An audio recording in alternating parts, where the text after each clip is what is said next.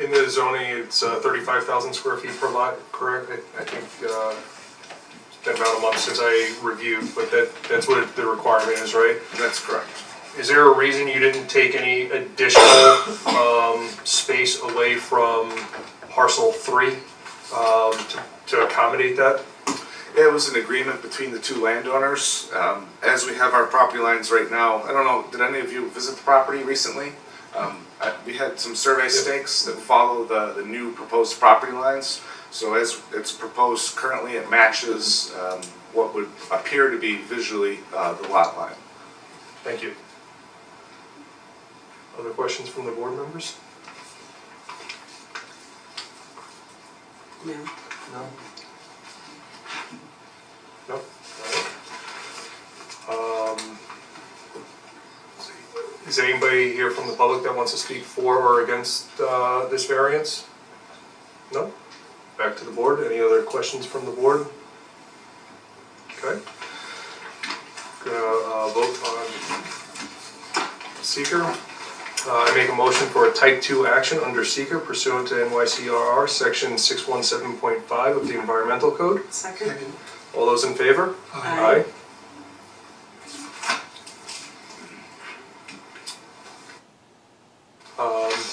Craig, will do findings? Yes, I can. Outside the request is not out of character with the neighborhood. The lots in that area are a variety of sizes. Many of them were probably created before the code reflected what it is now. There's really no impact on the neighborhood. I have 3 lots right now, 2 of which are substandard in size. 1 meets the size requirements. I will still have 2 lots that are substandard in size, just changing the proportion of their substandardness. And lot 3 still remains adequate in size, so there's really no harm, no foul. The benefit, really, it can be achieved by other methods, but not truly, because it matches the natural topography, and it also, there's a couple of features that have to be incorporated into the Mama Laura's lot that it's really the minimum amount in order to do that. It's not an undesirable change. Driving by, no one's even going to see it and know. And if it's agreeable between the parties that own the different properties, it really isn't going to impact anybody but them. And I'll say it's relatively insignificant in that the 3rd lot is still going to remain a large enough lot to do single-family construction without any need for variances. Yeah, and to your point, it's you have 2 non-conforming, you still have 2 non-conforming, and you have 1 conforming. So yeah, it's. I appreciate that the owner of lot number 3 is willing to horse trade in order to make a solution that works for everybody. Yeah. You don't always see that. yeah. With that, anybody have anything to add or? No. All right, I will make a motion to grant an area variance at 1315 Lake Road on behalf of Jonathan Olivia in order to allow a minimum lot size of 19,457.9 square feet, where 35,000 square feet is required, on a .66 acre parcel with SBL number 050.01-1-51, located in an R1 single-family residential district. Second.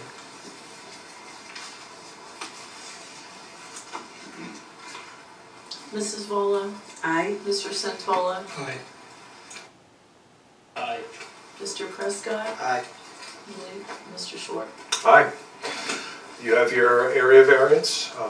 You have 1 year to get the area variance in place. So Thank you so much. Thank you. Thanks. next up, we have Best Buy Auto Supply. You can come on up. Located at 771 Ridge Road, applicant Alan Mallett. Zoning district is MC medium intensity commercial district. The request is a use variance to allow service garage to an existing auto sales business. And the proposal is the construction of an approximately 2,856 square foot detached service garage. Relevant sections of the code, Section 350-18, which is medium intensity commercial district, and 350-101 D2A use variance. You're up. So, my name is Alan Millett, here with Best Buy Auto Sales, 771 Ridge Road in Webster. Looking for a use variance, like you said, to obstruct the service department behind our current sales building. To be approximately 34 foot by 84 feet in dimensions. You know, we feel that it's, you know, it'd be a significant thing for our business to get the opportunity to grow and reduce costs of what we're currently paying to outsource our current service situation to multiple other businesses within the Webster area and also bordering towns.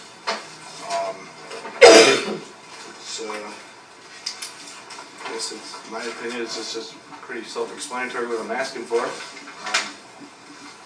It's definitely would help us expand and continue to grow in this area. Be happy to answer any questions anybody has. The service that you're looking to do, you sell pre-owned vehicles.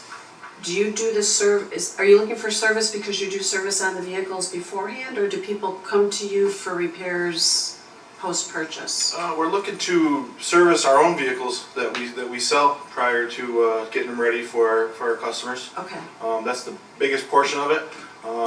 We do also sell extended warranties, so that would also allow us to service our customers after the sale as far as mechanical issues and concerns that they may have after the sale as well.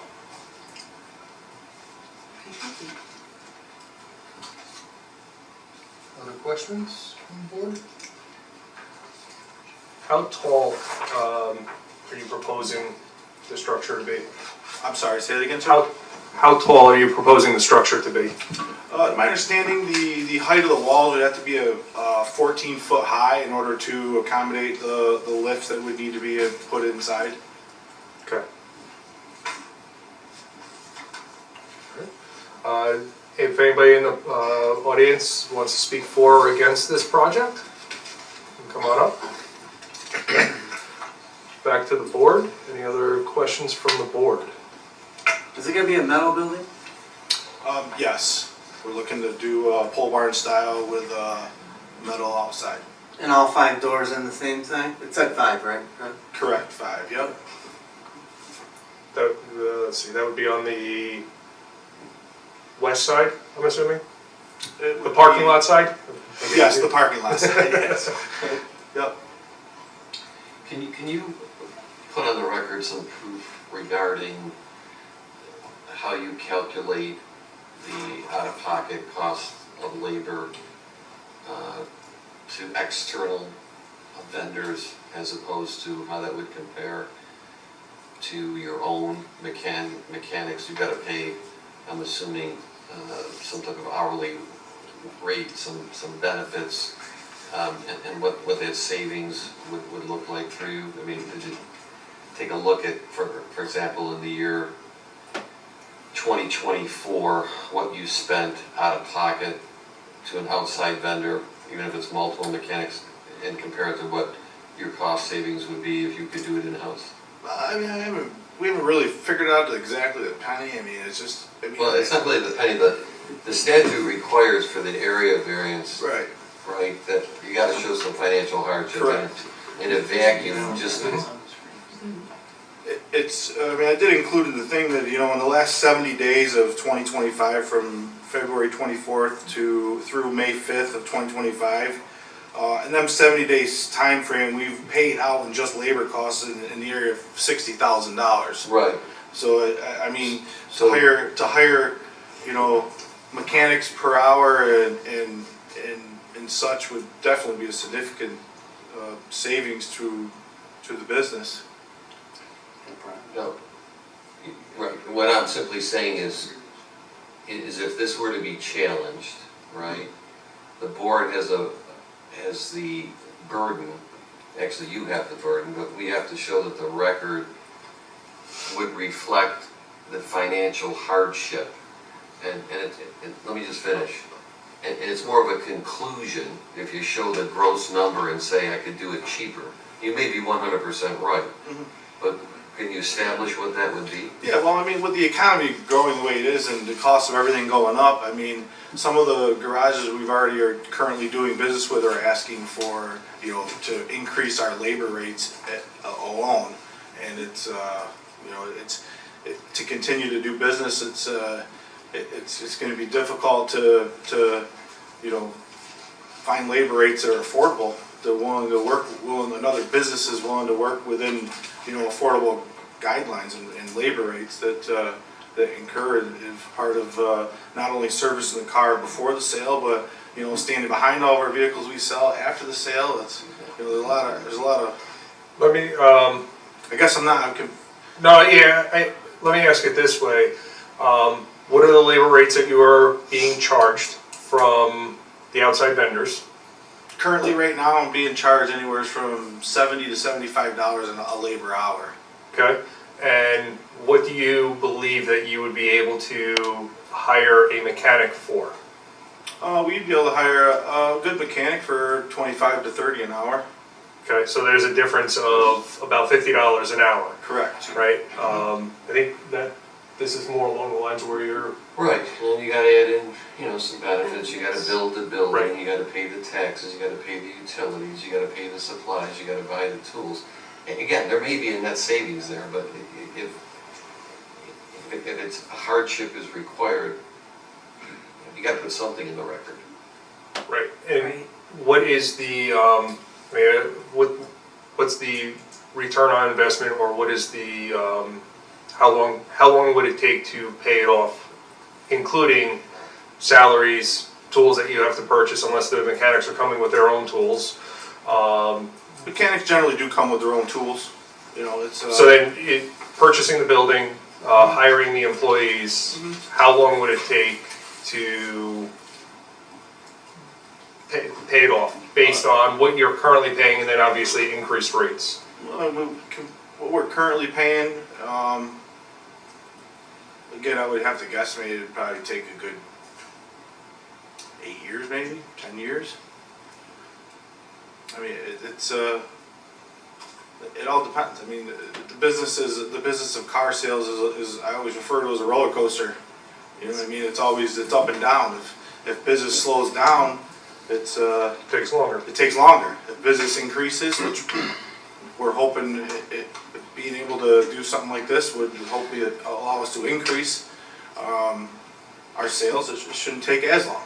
John, let me ask you this, what documentation would we need to be able to your point, I mean, if we are ever challenged, we need to be able to produce, ultimately you need to be able to produce, but to be able to, what have you seen in the past that would be Well, beneficial? this is unusual because usually we're talking about historically the sale of property, the lack of buyers, the inability to release spaces, Right. and the numbers are more objective and lend themselves to a calculation. Right. This is unique, and so it's Mr. Millett, right? Yes, sir. Right. So over the next 12 months, if we get 6 more use variance applications, we try to stay away from, you did it for this guy, but you didn't do it for that guy. So the measuring stick really needs to be the same for everybody. So in terms of what you would need is just, you know, you don't need to pay $10,000 for the analysis, but some analysis that breaks down the difference between this relationship that you have with vendors, which is really at either a retailer or wholesale cost to you because you're in the business, as compared to having these folks in-house and what that real cost is. Very simple math is, I can hire someone for $25 an hour, I'm paying someone else $75, $50 delta. That's easy, but let me finish. But that cost is more than $25 to you. And so if you can do a projection that puts together what that additional cost is, then I think the board is going to have a more accurate picture as to the financial hardship that exists. I don't have a vote in this, but whether, you know, the board feels that $10 is not a financial hardship, but $40 an hour is, I think that's what the board will turn on. Can I ask you a question? Actually, based on what he's saying, so you said you spent $60,000 roughly in how many months? A 70-day time frame. A 70-day time frame. Yeah, a little over 3 So, months. out of that, they mentioned, basically you're looking at an extra $50 if that was you, per transaction based on outsource.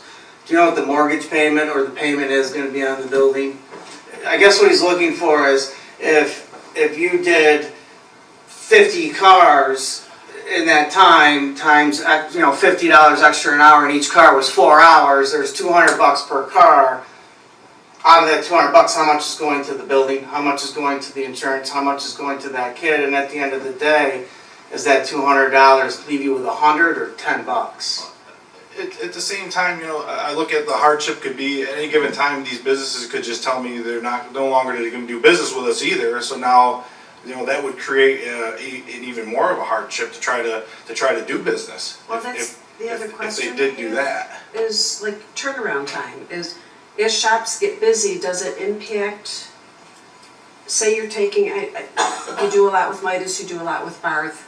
If they're doing capacity for their regular customers, does that then impact the lead time of you being able to get the vehicles back Oh yeah, from absolutely it service? does. Which, Currently, right I now, don't I'm know about that a you 3 could to 4. justify the loss of sale or whatever, but it's certainly an impact. Currently, right now, we're about a 3 to 4 day turnaround from, you know, getting the vehicle into the service garage and getting it's gone through and parts ordered and getting it back and ready for our customer. And if, you know, I feel if we had our own shop, that would definitely help speed up the process, because now we're not relying on other businesses to conduct our business. Right, but there's a cost associated with that, that's gonna decrease the hardship, right? It means now you gotta have parts on hand.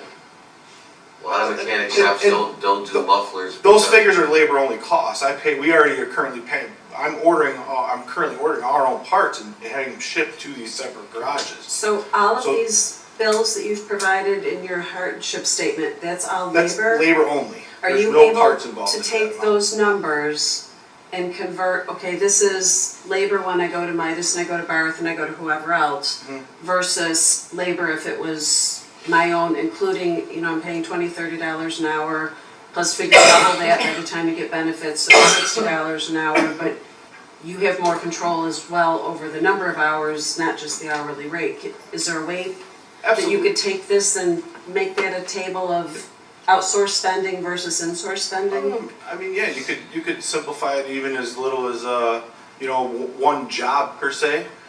Say labor cost to remove a transmission out of a vehicle calls for 10 hours, okay? I'm paying that current shop, you know, 10 labor hours at, you know, we'll say $75 an hour, Yeah. to where if we have our own in-house mechanics, our own Herman garage, that 10 hours, our mechanics might be able to get it done in 8. So therefore, we're only having to pay our in-house mechanics their hourly rates for the 8 hours compared to, you know, the 10 hours that we're gonna get charged from outsourcing all of our service currently. So to give a breakdown, I mean, sure, absolutely, I could sit down and break down a lot of different invoices that include this total amount that we're out paying in labor costs. Yeah, even if you can, like, I hate to have you go receipt by receipt by receipt, but, you know, this much to this particular vendor, you know, totals by month or by your 5-month window or whatever the numbers that you gave me. Of that $60,000, what would that cost be if it was within your shop as opposed to having to source it out? Because parts are gonna be the same cost no matter what, you're providing the parts to Yeah, them. the parts costs are gonna stay the same. But the- Alan, if you could do, I mean, because we can continue going around, I guess what I'm gonna propose is, that for me, and I mean, I'll ask the board as well, we have to do our due diligence for the town, and we need to have call it proper documentation to be able to say we did our due diligence for the town. If you could provide kind of a breakdown of, what you would anticipate hiring an employee at, what the cost of benefits would be for that said employee, and then what the labor cost, and you've already provided what the labor cost is, but it's not at face value, right? I mean, you spend $60,000, and if I do the math backwards, there's a $40,000 labor difference between what you spent versus what you would spend if you had that in-house. For us to have the proper documentation would make our lives a lot easier. Not that I want to delay this, I'd much rather go through it, but having that, we have to have the due diligence, we have to have it in the file, we have to be able to, wherever audited, we have to be able to say that we've reviewed the documentation, we understand what it is, and the board agreed that it is a hardship. And here's the documentation to be able to do that. You understand what I'm asking for? I mean, I'm not clearly sure what it is you're asking for, but I mean, like I said, having to rely on other businesses that could shut you down at any given time would put us in a more extreme of a hardship than what we're currently in. Currently we don't have that as a Right, but problem.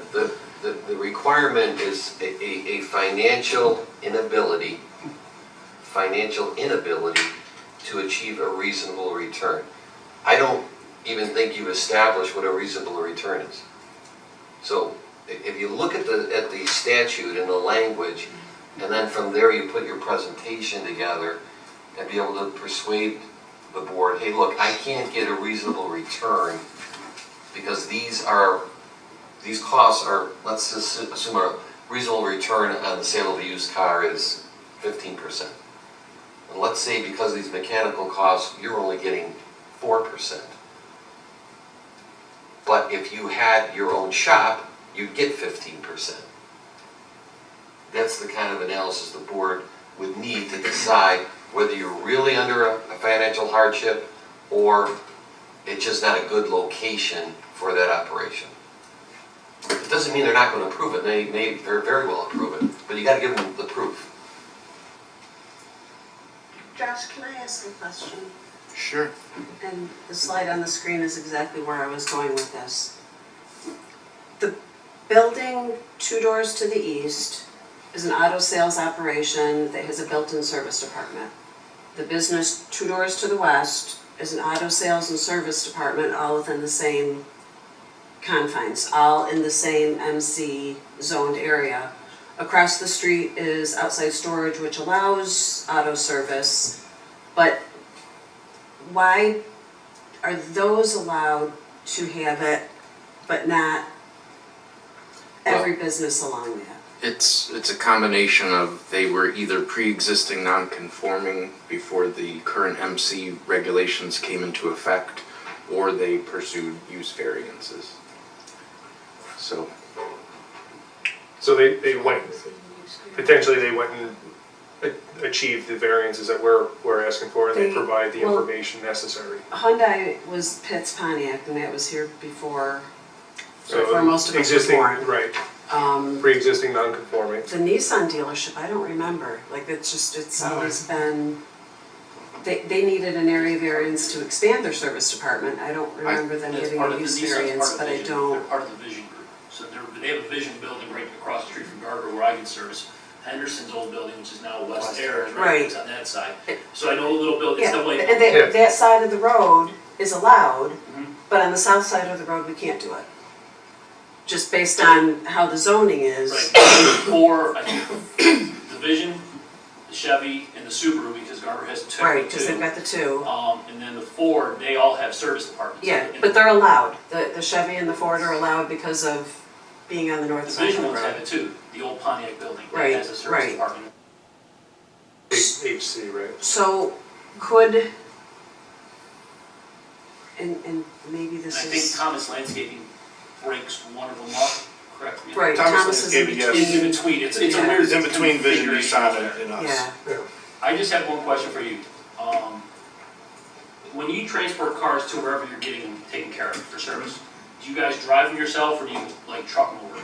Oh, no, we have to drive them, we have to Okay. gas them and drive them. The only reason I ask that is that could also Also adds to. It takes- hazardous crashes possibly because, Take 2 employees to do that as well. yes, because they gotta take a personal car to go pick up the other Yeah, one. well, or dealer car on a dealer Whatever, plate, but yeah, it takes 2 people to transport. That's, I was curious. One of the locations we had, the only way we could find a reasonable rate was we had to go all the way to Ontario and Wayne County, so it's a, it's a 15-minute drive there, 15-minute drive back for 2 guys. It sounds like you can provide the information, again, I definitely could provide, there's not a doubt in Yeah. my mind about that, I don't, this is my first time in That's fair. getting involved in Yeah, something like this, so it's yeah. like, We want you to make it I'll just, as I'm easy not as fully possible. prepared, no, but. yeah, there's no, Yeah, I mean, There's no shame anywhere, right? There's lots of hidden costs that can come Yeah. into factor with a lot of this, absolutely. we need that presented to us Yeah, how do in a you- documented form so that we can put it into our file, so that if and when we are audited, we have the documentation. Just like, Remy, you do your taxes, you keep all your receipts and everything else, this way if the IRS ever audits you, you're able to produce, so Yeah, what's that's what we're asking for. But as far, I mean, but a lot of the factors, if I'm correct, if I'm wrong, you're asking what it would save for us is, that are unknown numbers. I don't really fully. You have to make know a what sub- the savings You can would be. project it. Like, Yeah, you're projecting if you it. gave us a loan, if it costs you $25 to hire, or that's what you pay someone, but it costs you 75 somewhere else, there's a savings even when you include benefits. It will, let's say it's double, so it's 50 versus 75. Mhm. You just say. We just I take can save 25 hours a labor hour. Right, time per hour per employee, plus you can add the time to shuttle these to different places as well, and say, on a given month, it takes 6 hours of my employee time to get the cars back and forth. This way, when we have that information, it's easier for us to make a decision, and hopefully you'll present it so we agree with you, so we can grant you your variance. Right now, it would be difficult for us to do because we don't have anything to prove that you do, other than your word, which is good, but we need something that you can present to us that's on paper, so unfortunately, we just need to have the proof, so to move forward with that. I did provide with paid document receipts of. right, what- we've got what your cost is, but what's your cost avoidance if you were able to do that inside? Just add your employee in there, $35 an hour you pay the guy. If that was your company and not Barth, what would you have made on I would go back to each transaction and pretend like that was your employee working on that vehicle. What would that cost? And how much money would you have made on that transaction if you were paying your employee? So just, out of this, I don't know, April 7th, Midas Auto, $1,818.99. I don't know what was done. I would go back and look at what was done, how long it took, and if you were paying me $35 an hour plus benefits to do that job, you might have only had to pay me $400. Well, you now have $1,400 for your company. Times how many transactions. Now you can come to us and say, okay, if I was paying Adam $35 an hour plus benefits, and Adam did every single one of these jobs from February to May, Adam would have made X amount of dollars based on $35 an hour benefits, and my company would have made, boom. Or I would have spent less, I would have lost less. Right. Well, he's buying all of the materials, Right, so it's 'cause really it's- just labor, so he's yeah. gonna make money on every single one of these.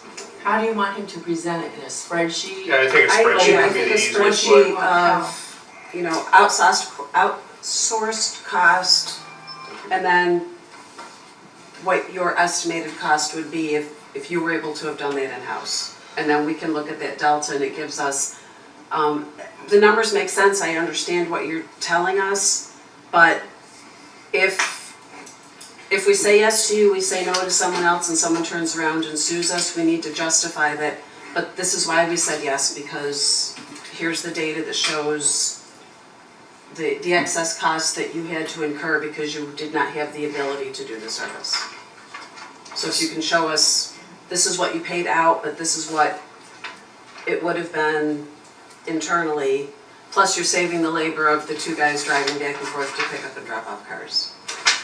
And Does that so, make sense, just in a spreadsheet? Alan, if I was, I'm just gonna use May 5th, 674.49.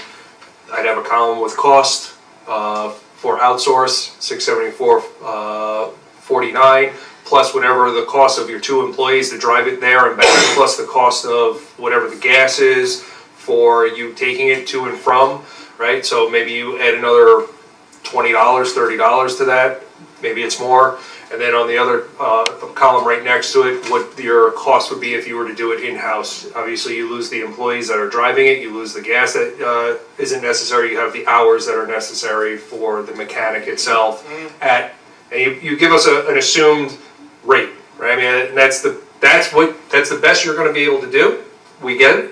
But you give us an assumed rate of X, and you're gonna do the research to tell me, to tell us what you're hiring somebody at, and what the cost of benefits are for that particular employee, to give us a total all-in number of, again, maybe it's 35, maybe it's 25, it's 40, I don't know, you need to tell us what that is.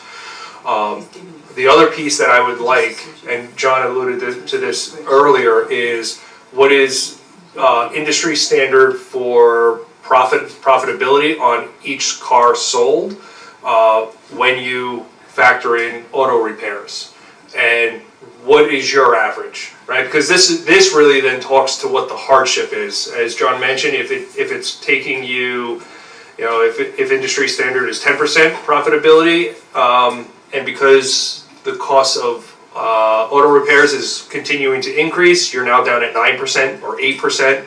Now that talks to the hardship as to you going outside to get the work. Does that make sense? Yeah, I mean, you guys pretty much all in your own words, self-explanatory to exactly how it could benefit us. But I understand. And we need that I in. understand. Like I said, had I known what you Sure. were looking for, I could have definitely provided all that. Well, It's not a problem.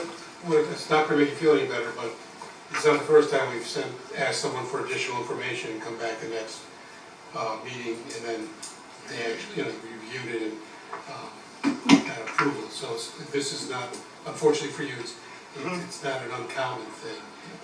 We just need that additional information to. I understand. I get what you're saying. Thank you. If most auto sales places have So service, tabling and this. savings. It Would helps. that be enough time? Yeah, do you think 1 month, if we table this till next I can have month? it back in 24 hours. I mean, Okay. I'm trying not to prolong this any Yeah. further, you know what I mean? It's the process is trying to drag out. We anticipate to try to hopefully break down and have something done before snow falls. Sure. Prolong this another 30 days is, Can you take a look at it So when it's- he brings it back? my understanding, this property once was already approved for this. The previous landlord had told me that he had already went through all this and got a proposed building, had architect drawings drawn up, and it was already approved for that. The initial word, that's what I got, and then when I brought it back to Yeah, him, that's use when they variance told would me be on they the made a property, mistake and would it said no. If there was a previous use variance, it runs with the property, and there is no so there record is of a none. use variance for this property. He did not give you the proper information. Okay, well, I mean, that's fine. Yep. Like I said, if it's, Because a use variance will stay with the property indefinitely. So if we don't have it on record, we don't have it, so. 24 hours, yeah, I mean, so I'm gonna suggest that we table this until next month, bring the documentation. Josh, will you be able to take a look at it and give us any? Yeah, I took notes of what you're looking for, so yes, once Okay. we receive it, we'll confirm that it's Perfect, the spirit of what you're looking for. okay. so to make this clear, the only thing I have to do at this point is getting just this, Additional. I'll ask the board, does the board have any other questions specific to the building or to the use variance itself, not the financial hardship portion of this? I would just do my Don House invitation and say there's not gonna be a second floor. no. They'll live there. Nobody's gonna live there? Live there. No, it's gonna live there. I It's mean, not gonna be an office. I spent enough time there. I could definitely sell my house and just, You might have got in the corner. But it's not gonna have a second no floor. other questions? No, no, sir. Storage is- Alright, Nope. All right. enough just for a lift in the 5 days. Yep. Thank you. So then we will table this until next month, which, July 8th, is that correct, Josh? I'm sorry. July 8th, I think? July 1st. July 1st? July 1st is clear. Yeah, no, the Yeah. 8th. 8th, July 8th. So we will see you on July 8th, Alan. All right. Thank you. Thank you for your time. Thank Bill, Sounds good, thanks. can I get a second? Okay, thank you. All those in favor? Aye. Aye. Alright, we're cool. All right, next up, we have privacy fence located at 479 Sandy Stone Circle.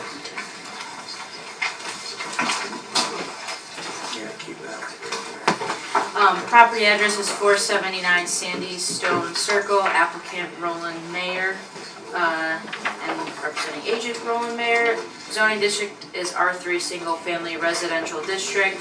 The request is a 6-foot fence in the front yard of a corner lot. The proposal is to construct a 6-foot privacy fence in the front yard of a corner lot. So relevant sections of the code is section 350-12, which is a single family residential district, and then 350-79B, which is no fence in excess of 4 feet in height shall be erected in the front setback of any residential lot. And before we hand it over to the applicant, I would like the board to know that they did receive a letter from the highway department back May 2nd, 2025 to install a fence over a town drainage easement, so. With no objection, I guess, is that what the letter? Yeah. Okay. So the town board approved the license agreement on condition that they get a variance. Gotcha, thank you, Josh. So, Good evening. Good evening. I am Roland Meyer. One thing I did want to point out is in the agenda, it highlights our property as 1.8 acres. It's actually 0.473 acres. And I just wanted to make sure that the SBL number, the 078.016-1-070 is what shows on our survey. I don't know if the leading zero makes a difference, but I want to make sure that if the agenda would make any difference here, I just wanted to correct that. So as the town planner, Ms. Corsi, pointed out, we are requesting an area variance to put a privacy fence in the back portion of our property, which, because we're a corner lot, is our front yard. We have multiple front yards. So the red portion here is what the area variance would be for. It would go from the corner of our house over to where a tree line currently exists, and then follow the inside of the tree line to the back of the property. The appointment that we had with the town board was to put that rear portion of the fence in. That is in the drainage easement. We had the letter from the highway department. He came and took a look at the property, said it shouldn't be an issue. No one would try to access that portion going there anyways, because it is all wooded, and there is access in multiple other areas. So he said it shouldn't be a problem. And when we mentioned the fence would go along the tree line, he said that wouldn't be a problem for the right-of-way, given that the plows wouldn't have any issue since the fence would be on the inside of the trees. And then from the look of the neighborhood, it'll be on the inside of the tree line, so it would only really be seen in winter months when those trees drop their leaves. That would both provide my daughters and my family privacy for our usage of our property, but it wouldn't look negatively. It would actually match the landscaping quite well in the winter months. So what kind of fence are you proposing? It says So- 6-foot privacy fences. 6-foot privacy. All kinds of 6-foot privacy fences. Exactly, not barbed wire. No, we've got quotes for cedar and for white vinyl. Right now we're leaning more towards the white vinyl because it matches the home and the portion of the fence that already exists running along the inside of the property before the pool fencing. Okay. And that would be a solid fence no matter what the material. It will be a solid fence regardless, yes. The reason I'm asking is because though a good portion of it is behind the trees, there is you will end up seeing a good portion of it. As you come around that corner, you do see it. So I was just curious as to what that is. And Absolutely. wood stockade rots and It doesn't does. look nice after about 5 to 10 years. Yeah, when it starts to deteriorate, it's bad. We did get, we requested quotes for composite as well, but the companies in the area don't deal with composite, or at least the ones that we've talked to so far don't. So Gotcha. we're leaning towards the white vinyl. The white vinyl. Okay. Other questions from the board?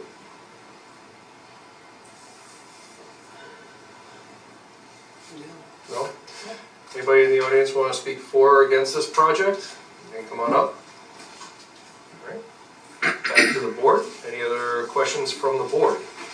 I just really want, there's only gonna be how many access points into the closed-in yard will there be? There'll be, if you count the access from the home, you can access it from our porch. So you would go out our rear sliding doors from the screen porch, that would give access to it. And then we'll have a double gate on the portion that is running from the corner of the house to the tree line. That will allow both lawnmowers, I have a riding mower that I use for so I'll continue to be able to get our maintenance to and from the shed. Yeah. And if we needed any maintenance or anything, they could access. So we do get quotes for the double gate, so it'll be an 8-foot access on that side. And then the pool side has a gate.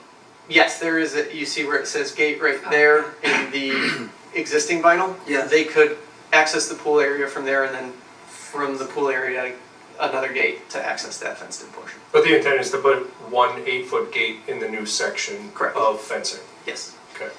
The intent is to do what we're seeing on here in the blue, that would all be the new fencing, all the same fencing. All the same. Okay. Are you doing any landscape, like, so on either side, like you're just gonna, so the fence, 1 foot on the one side, 1 foot on the other, you're gonna run stone or mulch, or is it just gonna be, you're gonna let the grass grow back in? We'll let the grass grow back in. There is a small portion at the rear of the property that the town gave us the drainage easement waiver for. That it rises up and comes back down. So we would level some of that as the fence came through, because we don't want significant gaps, and the vinyl fencing follows the contour of the land. And we'll have our 7-month-old puppy in the back, so I don't want to digging in under. Yeah. So you'll be, the top, that 6 foot will be all the way across, you're not gonna have points where it drops Right. or anything like that? Exactly correct. All right. Any other questions from the board? No, it's really not gonna be seen. The neighbor most impacted is across the street, and with the tree line, he's really not gonna see it. Gotta love corner lots. Everybody wants them, but then you go try and do this and, Extra, yeah. yeah.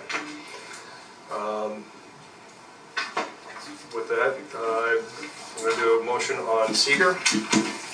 Make a motion for a type 2 action under seeker pursuant NYCRR section 617.5 of the environmental code. Second. All those in favor? Aye. Want to do findings? Sure. That's what you want to do. Your turn. Allowing the variance for the fence will not affect the essential character of the neighborhood. There are many lots in the general area that have fences, so, and especially with the material, it should look good. To provide privacy for his rear yard, there is no other remedy except a fence that will provide the amount of privacy and security to keep his dog in, so there is no other remedy. The requested variance is not substantial.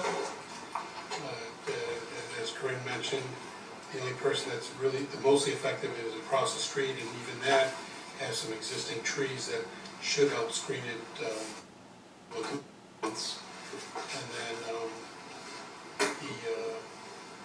the area variance does not have an adverse effect on physical and environmental conditions. And while it is self-created, it is a minimal request to allow him to use his backyard and his pool in a relatively private manner. All right.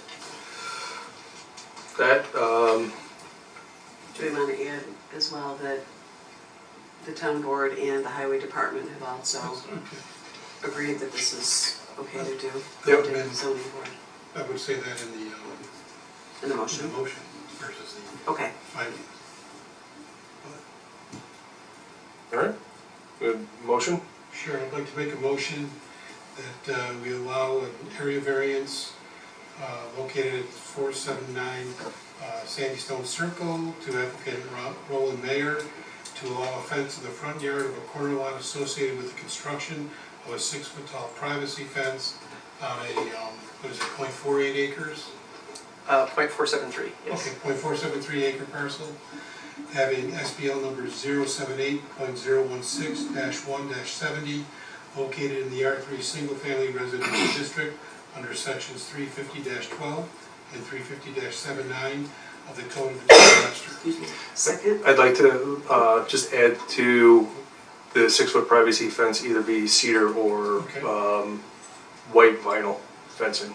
And that the portion of the fence has already been reviewed and approved by the Webster County Highway Department in the rear. Mr. Santola, Aye. Mrs. Volo, Aye. Mr. Mascari, Aye. Mr. Prescott, Aye. Mr. Short. Aye. All right, you have your variance, you have 1 year to complete the project, obtain building permits, etc. So, good luck. Brilliant, thank you. Thank you. Next up, driveway expansion located at 227 Oakwood Lane. Applicant Randy Sprague, is that correct? Sprague, pardon me. Is located in R3 Single Family Residential District. The request is to allow 1 foot side setback where minimum of 5 is required, with the proposed expansion of a driveway to the west by 486 square feet. Relevant sections of the code, section 350-12, Single Family Residential District, and 350-12B 5B2, which indicates a driveway has to be 5 feet from the side setback, except in the case of a flag lot or a common driveway. So, Yes, my name is Randy Sprague, my wife Mary Sprague.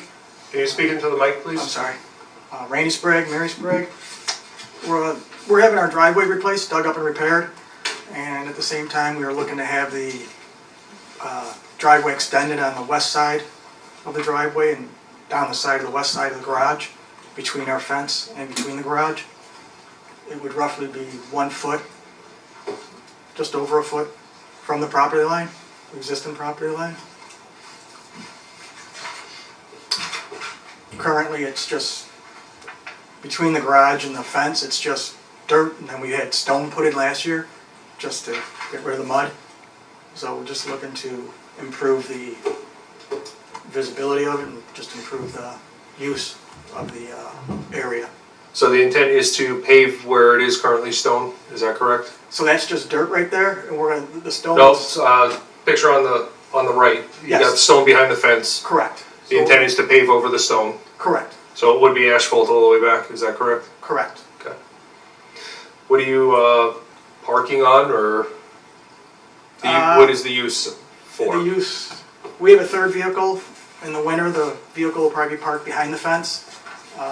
We'll store our garbage and recycle bin behind there. It's just a basic use to make it simpler than stone. And yeah, and just a little flatter and a little more usable. I mean, it's, it'll be access to the backyard, that's the only access, unless you walk out the man door in the garage or the back of the house. So to get anything wide back there, we would just go through the gate and over the driveway to get to it.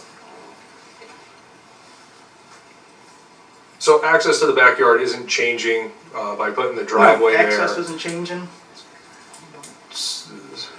just, So is there, you know,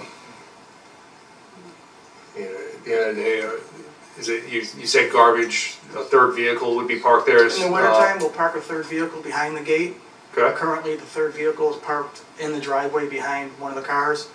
So in the summer, it would be parked on the side, you know, if it's driveway there. And then in the winter, it'll be behind the gate because it's just a summer vehicle mainly. okay. So the gate is indeed staying. The gate is staying? Yes. Yes, the gate will stay. It swings open to the outside towards the road. Questions from the board? No? Have you spoken to the neighbor Yes, at I've spoken to, 225? I've pretty much spoken to 4 neighbors. Okay. So both on the, you know, one on the west side, one on the east side. The current owners on the west side, they are completely fine with that. They said they don't have any issues with it. The neighbors across the street, they're, you know, fine with it too. Gene on the east side, he's fine with it. And Dan and Bay on the, across the street on the east corner, they're good with it too.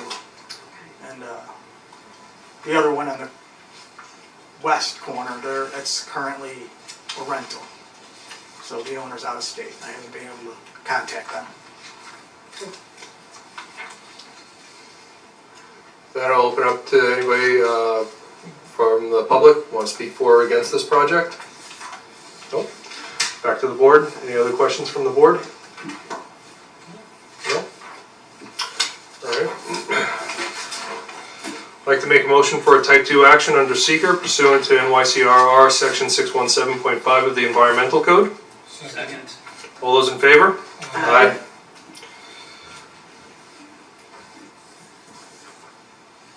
There are, I don't know if officially or unofficially, there's at least 3 driveways on that street within a stone's throw of this house that are probably the same setback or perhaps less. Hard to know, but just based on where the mowing lines are. They're quarter-acre lots, they're fairly narrow. The current neighbor on the east side, his lot, his driveway's extended, comes up.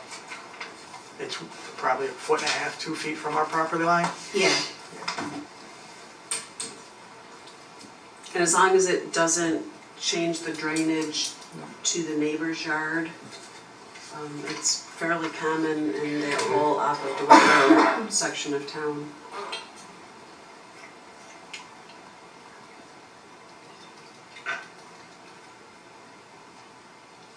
I didn't see inside. I didn't see beyond the gate, but I don't know where it's grading, but in all likelihood it is going to be pushing water. It'll be graded to go to the backyard. And Okay. it'll just, our backyard slopes away a Oh, little no, bit. I so- know, but Yeah. realistically, As far as, well, When they pave it, can you make sure that they are paving it not to your neighbor's Oh, property? yes, right, That that's it can been either, discussed. it can either be pitched forward to the front of the house or to the back of the house. Yeah. Obviously, you don't want it pitched to the house, so, because we don't want any water shedding. You have to maintain the water on your property, Yes, all right? I don't want your neighbor to come back here and say, my property is now flooding, I wouldn't want that either. okay? that was my concern. Alright. Once it's paved, the asphalt is, the gravel at least without infiltration, yeah. asphalt doesn't. So Right. So request not out of character for the neighborhood. There are other properties that have similar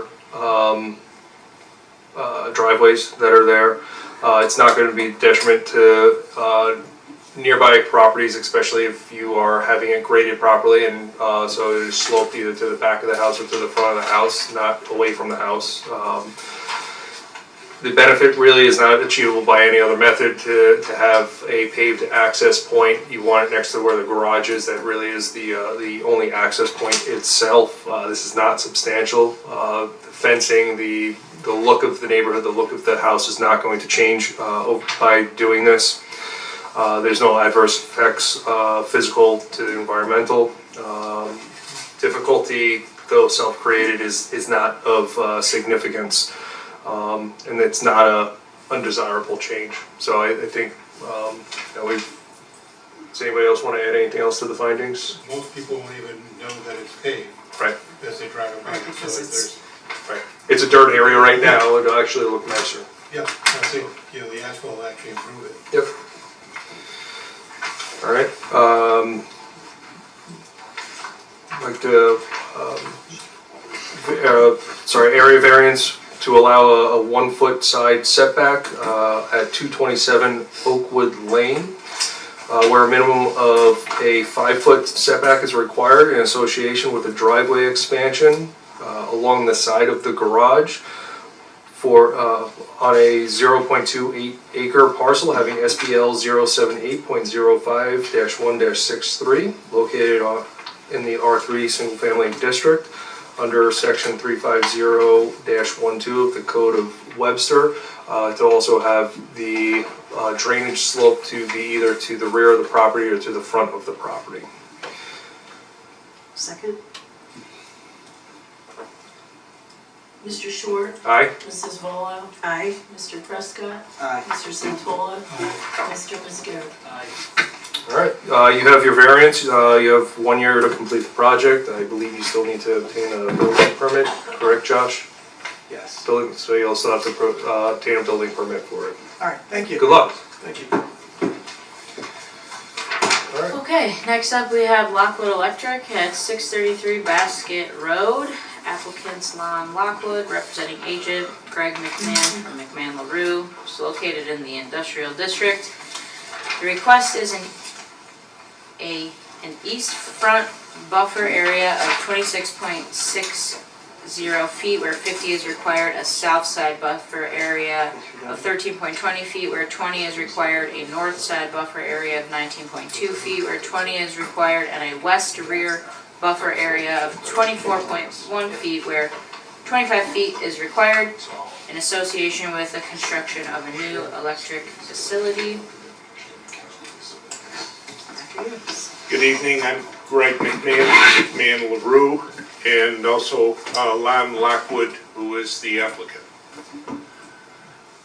The project that's being proposed at 633 Basket Road is the construction of a new facility for Lockwood Electric, and as part of this, this is in the industrial zoning district, which carries with it a buffer requirement, and due to the size of this lot and the necessity for parking and access, we're requesting variances on all 4 sides from that buffer requirement. Actually, the west side and the north side variances are, I would say, rather minor.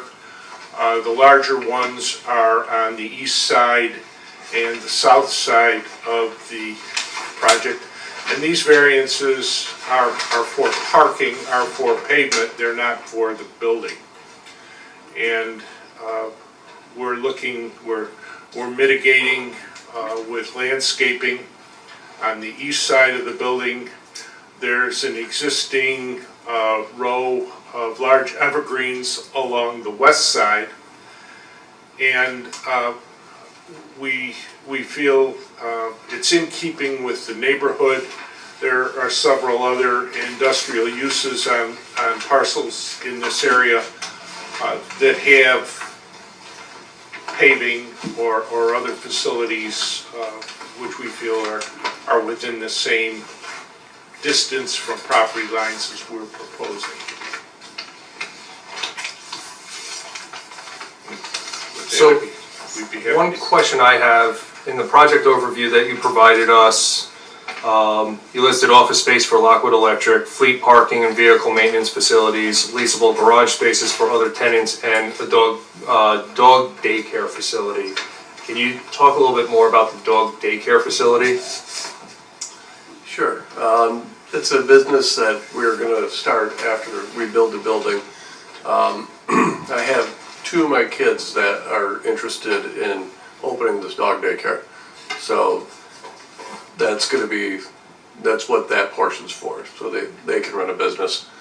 And there seems to be a growing need for it. There is, I will attest to that. I cannot find any place to bring my dog. But with that, a dog daycare does fall under different regulations. It's allowed in here, but there's minimum lot sizes, other setbacks and other things that I don't know if the board took a look at when they were looking this over.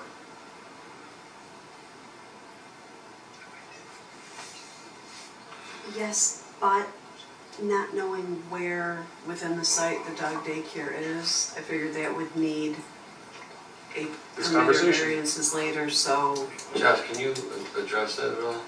I'm gonna look, I wasn't aware that that was a concern. I'm gonna have to look at the code. The code, the definition under the code includes daycare under the definition of kennel. Right, I know it's a specially permitted use by the town board, so we've identified that as a step in the process Okay. that they have to go through. From the actual zoning issues? Yeah, in terms of dimensional requirements associated with that particular component of the use, no, we'd have to crunch some numbers, so I'm gonna look into. Can you identify what building or where the intent would be for the dog daycare on the map that's up on the screen? It's going to be the northerly portion, probably the north quarter of the building, and include that existing metal building, which is going to remain on the site and be connected with a small connector over to the new building. So the intent is the existing metal structure that's there now, that would become the dog That'll be- daycare. And it looks like you're fencing in that, based on what I'm seeing, it looks like you're fencing in that area. Am I reading that correctly? Yes, that's what was being proposed on here. Okay. And that does border, just for information, that to the north of that is an access for an industrial business that actually falls behind this and also accesses out onto Salt Road. Right. So there's a fairly wide parcel that is just a road access Okay. to the north of this.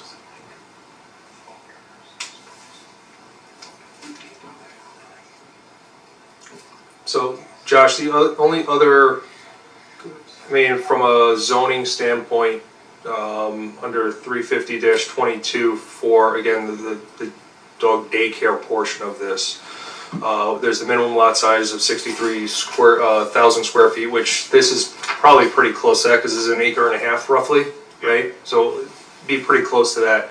The other one is 80 feet to all lot lines for the main, for the structure itself.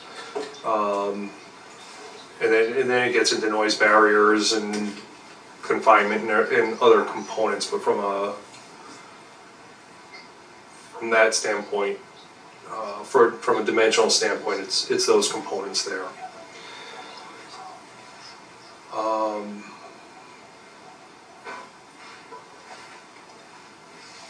Yeah, I drive by this all the time. I mean, it's an industrial area. It's not anything. Yeah.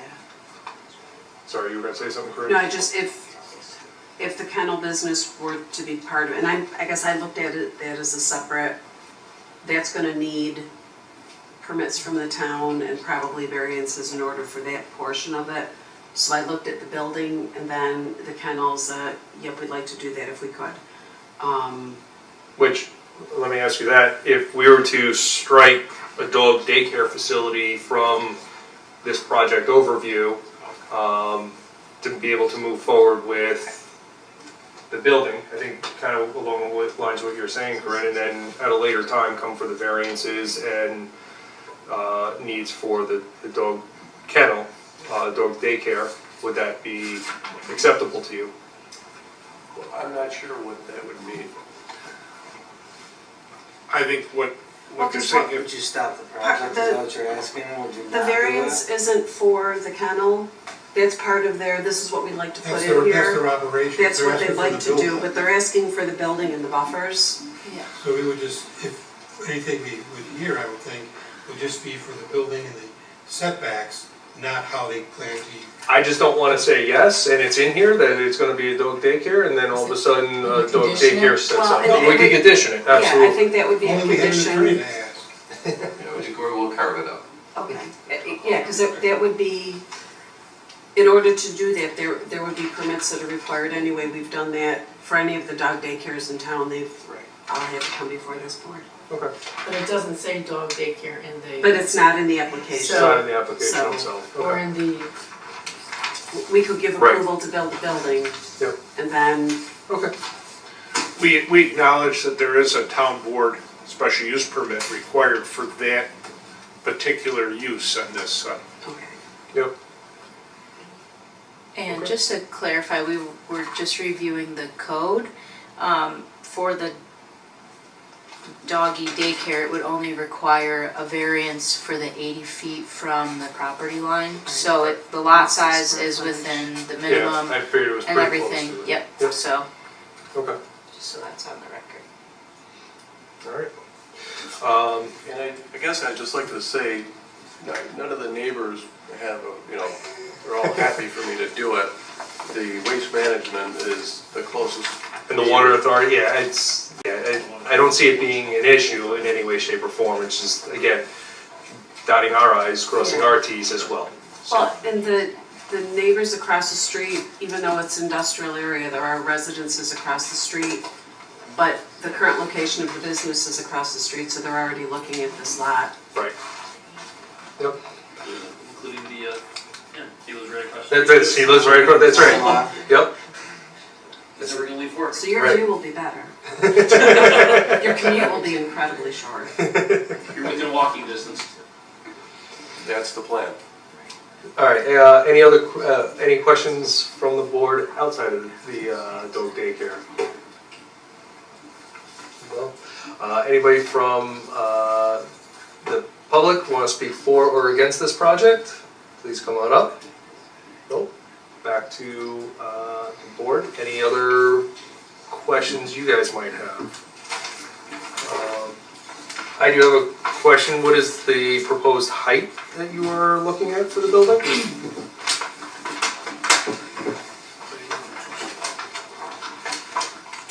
I know the walls are gonna be, I don't know offhand. I've got architectural elevations here, if you just, now I thought, Well, I mean, there are 20, It says 50 feet. according to the GLA's plans, we're 20 feet yeah, to okay. the Maximum height, eaves. 50 feet, like. And probably midline, we're talking about 28 to 30 feet. okay. Gotcha. Alright. Thank you.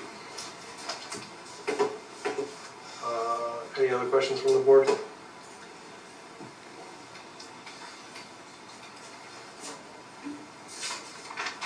If not, then,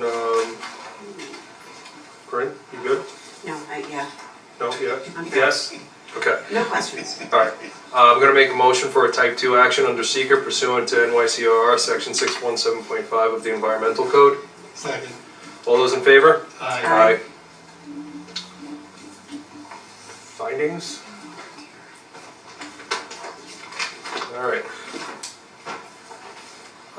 The request is not out of character, I got you. Okay.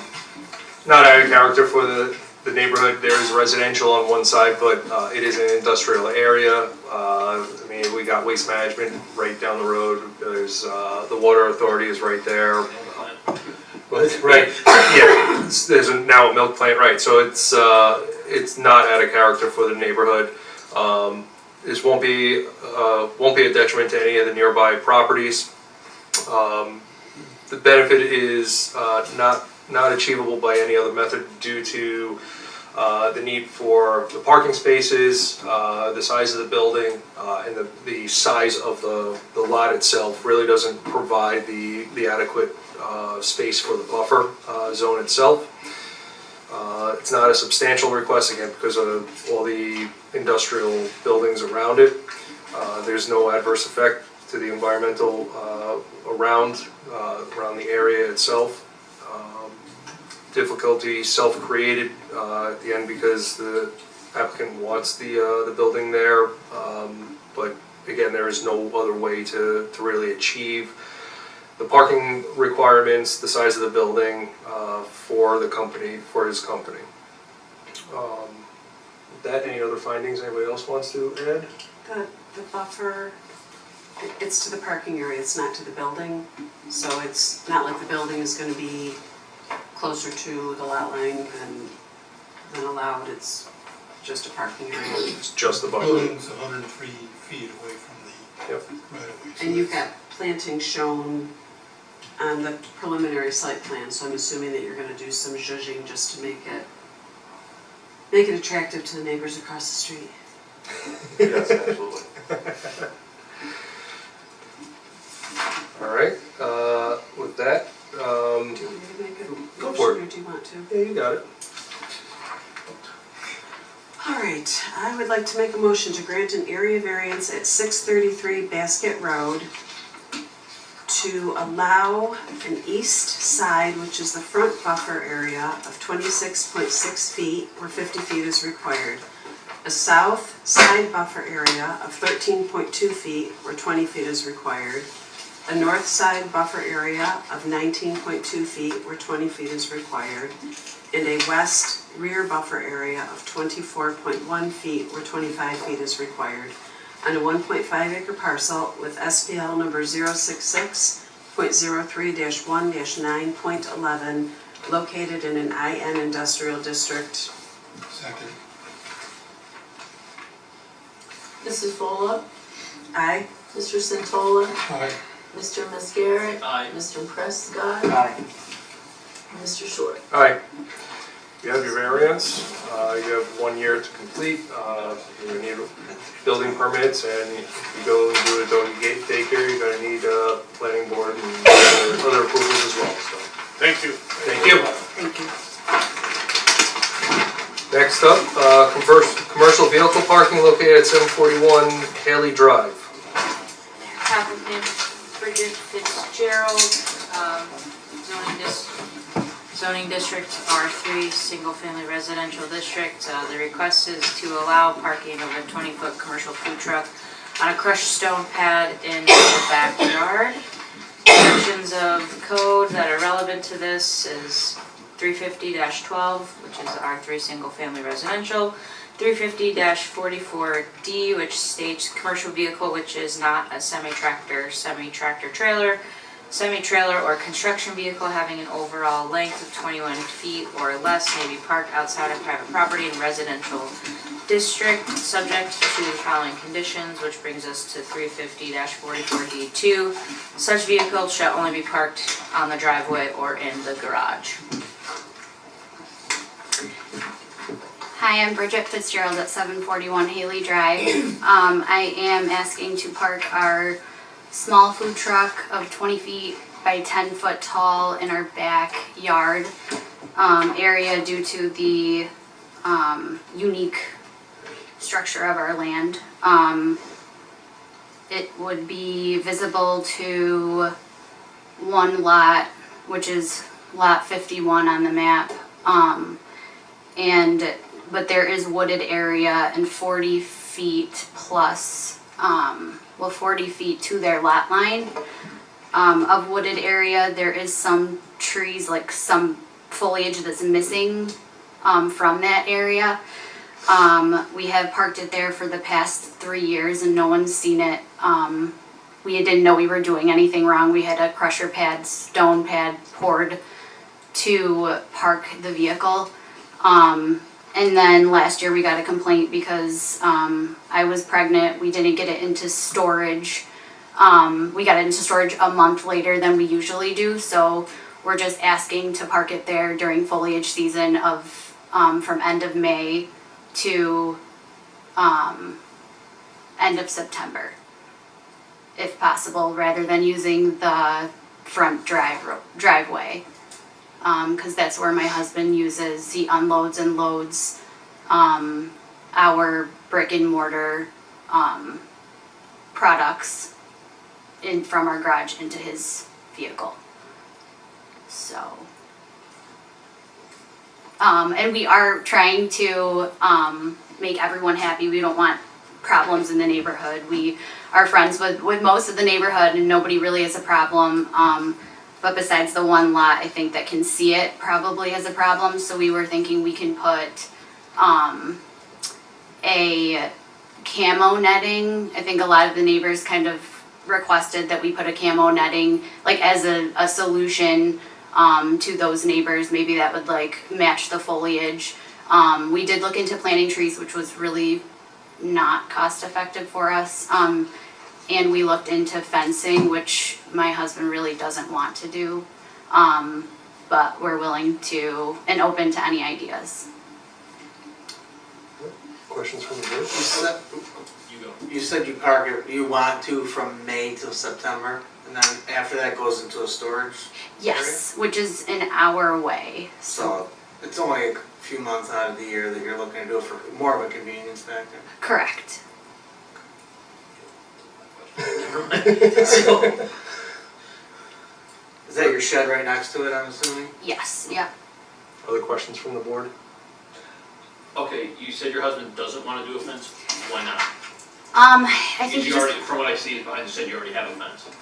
yes, on, I guess the fence on the other side to block it just for the neighbor's convenience. I guess he doesn't want to spend all that to do that, as well as it's only would be 6 feet and the truck's 10 foot, and he's like, it's gonna be a sail in the wind and just, I don't know, so that's like why he wouldn't want to do that. But then, on the other hand, like if we do park it in the front, this is off topic, if we park it in the front, it's visible to the entire cul-de-sac rather than one neighbor when we can try and appease them. Have you had conversations with that neighbor to find a solution? I wasn't sure that it was them that even Fair enough. complained, so no. We received a couple of letters from neighbors. Were those provided to the applicant? No, I don't believe they were. Okay. Other questions from the board? Are you gonna extend the driveway all the way back, like, or gravel straight back, or are you gonna drive over the grass like it looks like you kinda currently do to get back there? Yes, yeah, we have, like we just drive over the grass. Okay, so you leave it existing like it is, basically. Yes, so that's where the crusher stone pad is right next to the shed. Do you take it out on a daily basis, or? No, just for events, usually weekends. It's never running in the driveway, it just has freezer, so we keep it plugged in, and the shed, has electric to, or actually the pool pump has electric to do that with. My concern when I visited the property was that it was a refrigeration type of truck, so it was plugged in and you were gonna hear the droning of the compressor going all the time. When I visited the property, the truck is plugged in, it's silent, but you hear the pool pumps from all of the pools in the neighborhood. So there's the droning noise that you get. We did receive letters from 3 neighbors. One of the neighbors is the neighbor, I guess, on the other side of the woods, who's really the only one that's going to see it. The other 2 letters, from standing in the backyard at any place, I can't see their yards, so if I can't see their yards, they're not going to see it. But I do understand that from the one neighbor, it is going to be visible. And because it's a commercial vehicle, the code dictates that it should be in the driveway. I also pulled up the code for outside parking of recreational vehicles, which are allowed to be significantly larger than this. They can be up to 40 feet in length and 13 feet tall. and Side of the house, right? they Not would the be back of allowed behind the house, Behind the next to the house, or in front of the house, Okay. as long as they're 20 feet from the road. Which, Just is. so you could park a much larger RV, vehicle there if it weren't a commercial a vehicle. commercial vehicle for business. Would it help if our address was our business, that's our permanent business address? No? Okay. No, because you're in a residential neighborhood. Got it. Doesn't, yeah, that won't change anything. Other questions from the board? It's fairly wooded. I mean, during the season, I could see where you probably have to squint to see the truck. And since it's not gonna be there in the fall, but would you consider adding landscape or some additional plant material to help screen it, to kind of placate some of your neighbors? So we did look into that. We had 2 estimates done, and they were for green giants and to hide it. And we also did just regular pines, and they were well over $3,000. So we were trying to think of the most cost-effective way, because we want this food truck to make us money. Well, and the green giants do grow fairly fast, and the deer don't eat them. I don't know, of the 2 companies that you contacted, I don't know if you wouldn't consider planting them yourselves, or what size trees they were putting in. Yep, they were gonna be 5-foot trees, and then they said they would grow about 2 feet a year. That's not incorrect, but you could probably, once again, even if you planted 5-footers, it's gonna be a while before they actually not only grow to height, Right. but grow to a width that actually physically screens it. It's the intent that's there, so it's not hitting the wall. Well, and it would break up the No, wall. I understand, Yeah. I just, it's not an immediate effect. Right. I mean, you could plant 10-footers at the same height as a truck, and they're not gonna be 6 feet wide. They're really True. talking about They're still gonna be 2.5, narrow, 3 feet. yeah. You said you explored fencing, but was it cost effective? Was it just a 20-foot section, or did you look at actually like a whole row? Like, how big was the fence you guys looked into? We didn't look into getting a fence at all. We were looking into planting trees more so. Okay. My husband didn't want to do the fence. The only reason I ask is that on that one side, which if you're looking at the vehicle, will be to the left, from your driveway. If you put a few 4x4 posts into the ground and then, you just separated them 5 feet apart to go 20 feet, and then just ran 1x6s or, on it and just tacked them up with a space, you can almost create your own privacy fence, probably for very minimal money. Like vinyl or, At that point, you could use, Just pressure treated. seed or pressure treated and paint it, but you would secure the 4x4 posts, and I'll say like 16 feet, go 4 feet into the ground. Now you've got you're 12 foot high, and if you separate them every 5 feet, then you could run your 1x6s going down the length 20 feet, and it's really open to the front and the back. You're just using it to block that in. It's very, I've done it, stuff to block out at my rentals. It's very cost effective and easy to do. okay. I don't know if that's something that they would, say, okay, based on that. It really, it hides it at that point and really answers all the questions of visibility. Okay. And height wise, you don't have to wait for anything to grow. If down the road you got rid of that, to pull the posts out of the ground is easy. Right, Just okay. cement it into the ground too. And would that like height wise be like 6 feet or? I think you can order them. I would probably look as, you gotta go below the frost line and everything. So, I mean, if you grab 12, 16 foot 4x4 posts, you're accomplishing, at the end, you're at least gonna be 10 foot high. You put, And that won't be like a sail in the wind? 1, 0, 5. You put it in 4 feet in the ground, it won't be a It single. won't tip You over. buy 5 4x4, 6x6 posts, and you would go from 0 to 20 feet. Okay. Plus where you're placing it, I'm assuming you'd be placing it in the tree, so, it's not out in the open, it's not out in the field. other, Well, even if you were to consider that, it needs to be about a minimum 10, if not 12 feet tall to do that. Right. So you go You might create- 16 foot. 16, 4 feet in the ground, you still got 12 feet above ground. No, I Yeah. understand math, it's just a matter of, It would look nice. that's a structure at that point in time. Not permanent, Well, it's just a 20-foot section. For the town, You can take it down. let me, that's really, I mean, there's probably Let's do public. a number of. yeah, potential let me, solutions. It's really, their decision. I'm gonna see, if there's anybody from the public that wants to speak for or against the, project, please come on up.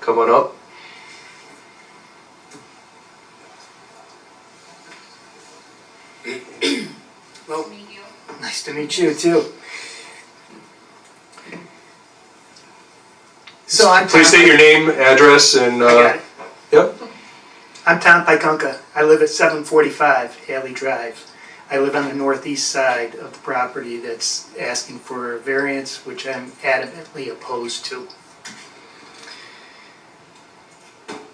This, when I sit at my kitchen table or my family room, I look out the patio room door, I see a nice stone patio, I see a flower garden, I see a nice lawn, a couple trees, and I have a pink commercial food truck as my backdrop. It has advertising on it, phone number, QR code. It's not the look that I was going for. When I built in Lake Breeze Estates 26 years ago, I chose a residential lot so I could enjoy the tranquility of a nice backyard.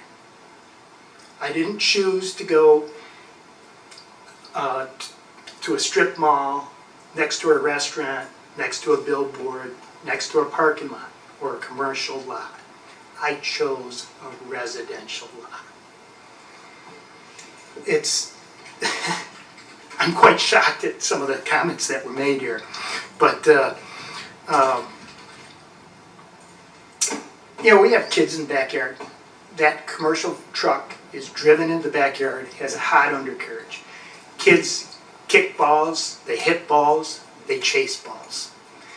If a little kid had their ball in that area and they tried to get that, they could end up scraping themselves, burning themselves, let alone burning natural vegetation, pine trees, pine needles, blowing leaves.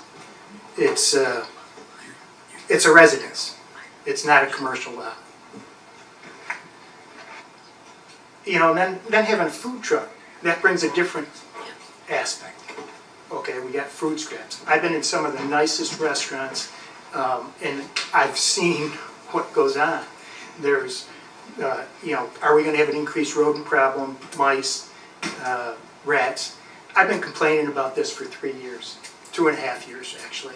And finally, you got a new code enforcement officer that finally hand-delivered the request. So, thank you for getting that new code enforcement officer. I'm a licensed professional engineer. I deal with codes all the time with my business.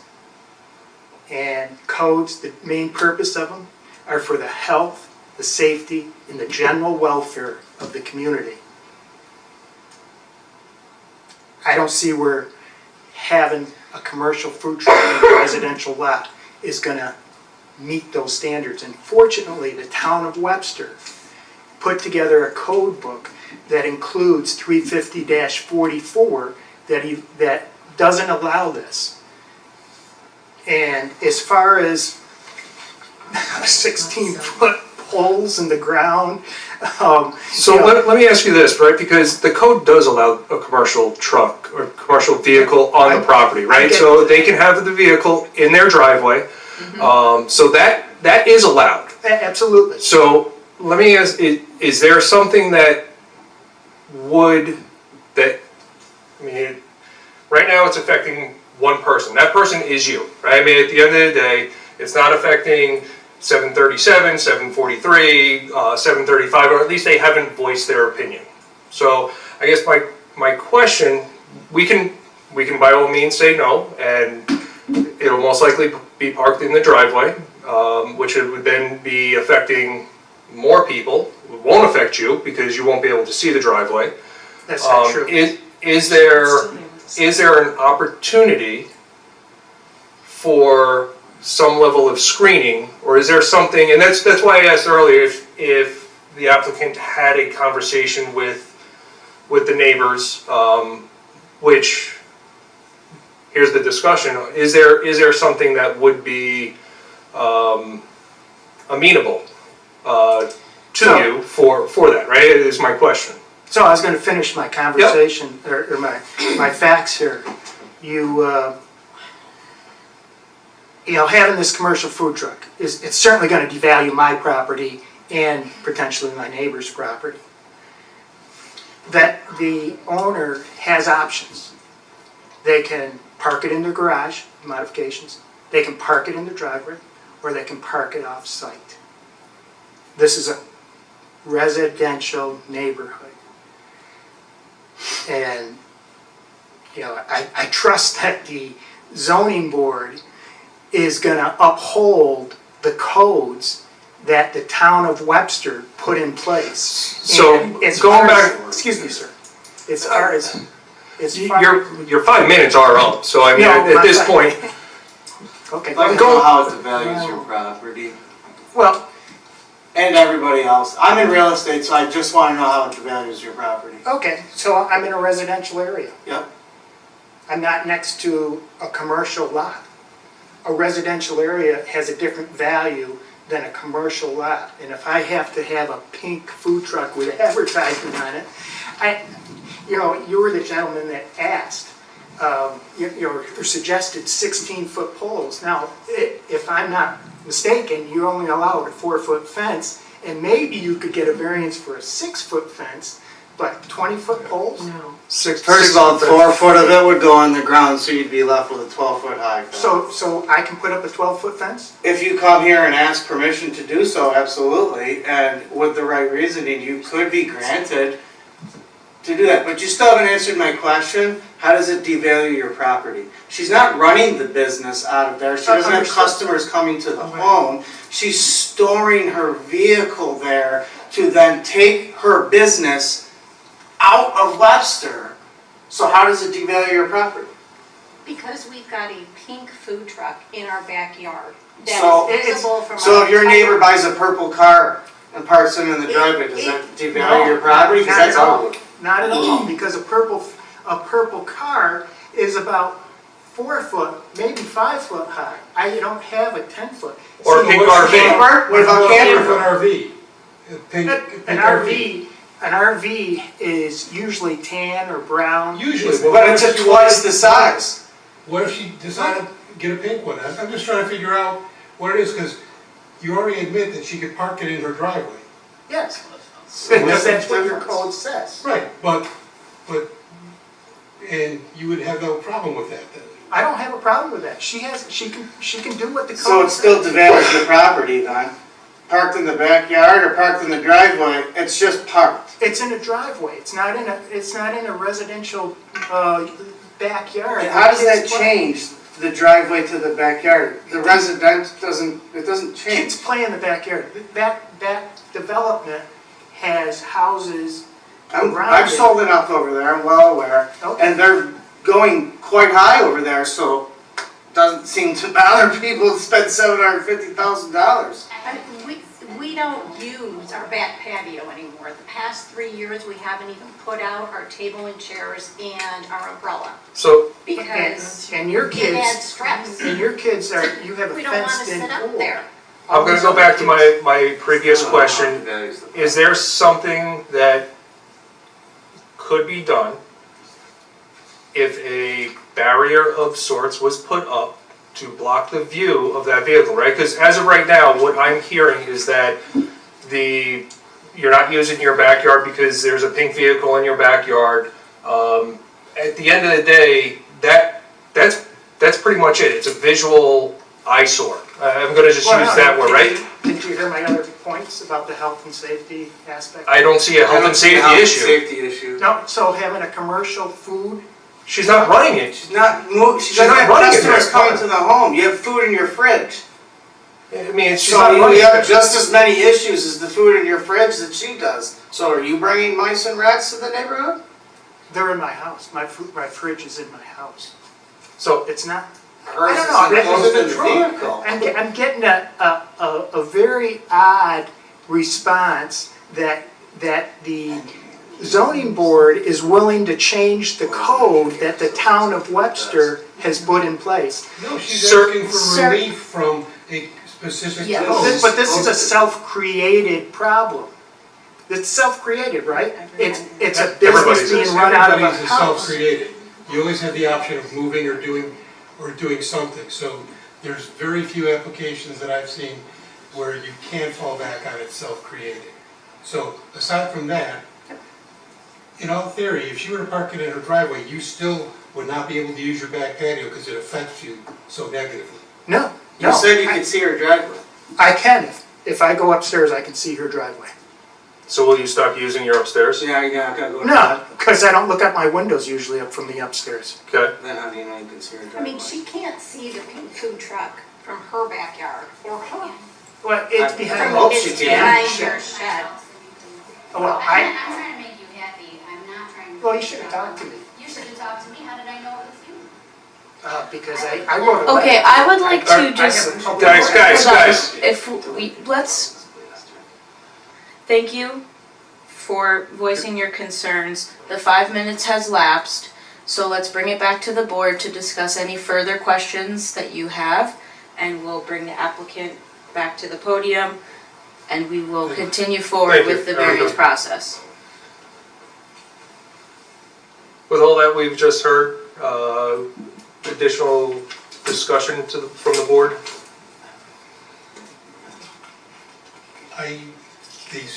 The applicant seems to have already looked at options to help screen it, and none of them are acceptable to her as of prior to this evening. Maybe with this additional information, some of those options may be more palatable to her at this point in time, because now she has information she didn't have before. So, I don't know if that makes a difference to any other board members, but Yeah, it does to me because her husband already nixed even looking at a fence. And we talked about a fence or a fence wall structure, something like that. So her husband already nicked that idea without even exploring it. So they didn't really explore all options. no, and I don't disagree with you. I'm just saying, she now has information that, in theory, at least the way she presented it tonight, didn't have prior to coming to tonight's meeting. So maybe they want to explore other options. Maybe they don't, I don't know. This is the board discussion, we can directly ask her. I'm just trying to find a way where if it can be palatable to them or not. If not, you know, I'm ready to vote if it comes up. I feel for the neighbor, I mean, I get it, right? Having a brightly colored vehicle, it looks like purple, whether it's purple or pink, doesn't matter, in the backyard, I do get that. I think we should be able to find a solution, I guess is really what it comes down to be able to park it further back than it is. I don't know, I'm trying to think where. Ma'am, you had mentioned that I know you guys looked at using, your husband nixed the fence without exploring it, but it sounded like you were also amenable to fencing, is what I had heard. I don't know, is that true? Yes. Okay. Is there a reason the commercial vehicle is parked next to I believe that's a pole shed if I remember Yes. correctly. Is there a reason it's parked back there versus next to the garage? Yes, because there's a crusher stone pad that is poured there and the shed has electric so we can plug it in. And I guess so it's not convenient for us to park it in the front driveway. I'm not talking about the front, I mean, regardless whether it's next to the garage. I mean, the front driveway, you wouldn't need to be here. if it was parked in the front driveway, because it's allowed by code. If it was parked next to the garage, you would still need to be here, we'd still have to have these conversations, but it would be further forward. You know, that would honestly probably affect lot 52 more than lot 51. But all the same, right? I mean, 52 and 51 would still be able to see the vehicle.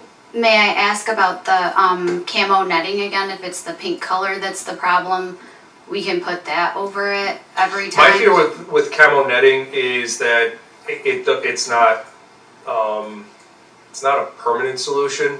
It does get damaged. You mentioned a wind sail. I mean, if wind does pick up and that's not tied down, that will blow. I mean, I've had tarps covering stuff in my backyard, and we get some pretty rough winds, and my tarps are gone, right? Okay. So, And more importantly, camo netting isn't gonna be as useful for the distances between you and your neighbors. It's better for aerial reconnaissance and distance. stuff further away. It's meant to basically just throw off your eyesight. With the color of the truck underneath it, I don't believe the camo netting, unless it's solid and then it's a tarp, is going to make any bit of difference, to be honest with you. I don't Okay. think it's going to achieve what you want it to. I understand the intent, but I don't think that's going to hide it enough where your neighbors are suddenly going to say, hey, where'd the truck go? Mm-hmm. Honestly, your best solution is to put up a 10-foot wall, fence, whatever you want to call it, come for a variance for that to be able to hide that. Actually, they wouldn't. They wouldn't So- need a Or variance. 10 foot? Yep. Okay. Anything 8 foot or higher has to be at least 15 15 feet off feet the off lot the- line. Okay. So you could do that without a variance. You'd still need the variance for the truck, but you wouldn't need, as long as you're 15 feet off the property line. And the truck is 40 feet from the lot line, Yeah. so. So I could put the fence up and park the truck there?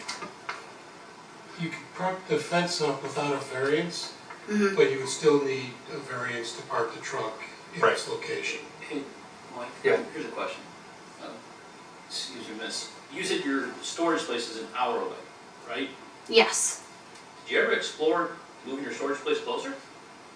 No, it's a big pole barn that my dad owns. Okay. So from a financial So standpoint, from a financial standpoint is the reason you choose to, okay. That was just, it's because great, yeah. I know where Lockwood is Yeah. leaving and there's gonna be a space opening. So I just happen to know. Right, yep. Okay, So with that fence, Crosstown owns a couple of lots right next to my house, and they, last year in the fall, came in to kind of do some separation. They built a berm, and they dropped a 12-foot stockade fence in, really nice looking, put a nice tree, put another piece of stockade fence, and another little, like, bush tree. And it looks beautiful, you know, it was nice separation, it gave them the height, built it up a little bit with the fence, so I'm gonna guess if I were to look, there's your, you know, that 10 foot, and it does, it looks really, really nice, that separation between sure. my lot and their lot. I actually thank the guys, because you know, I didn't pay for it, so Right. it looked nice. So if you're looking at that fence, you know, and that round, that's, you know, another thing to explore, is building that berm, dropping the posts into the berm, stockade fence, some type of bush tree, another piece of stockade, because it's nice to look at. It's not something that was just slapped up. I don't know if that suffices, if, you know, the problem is obviously getting rid of, so if they look out the back, they don't see that, right, the truck. So it seems to be that's what we're trying to come to a conclusion with, and a common agreement is if we can block the look, does that work? Right. So, other comments, questions, discussions? Do we want to give her an option to come back? I'd look at that, yeah. If there's, Yeah. or Couple options at least. if she wants to look at it, otherwise we can vote. I think it might be in their best interest if they try and resolve the major issue against it. Now, if they don't want to, or they can't for whatever reason, then we can vote, but someone we can ask her.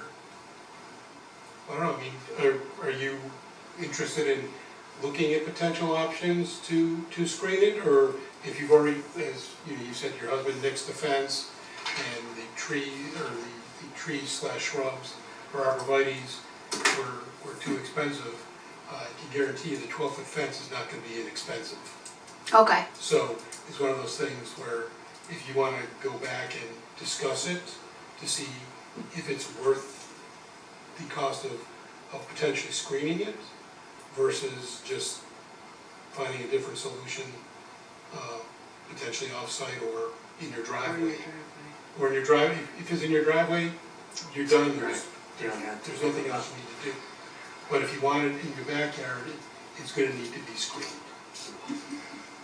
and screened is covered. So Either, Or blocked. blocked. either Create a wall. fence or plantings, a wall, not, not covering it with a net, but actually a physical barrier so that the neighbors do not see.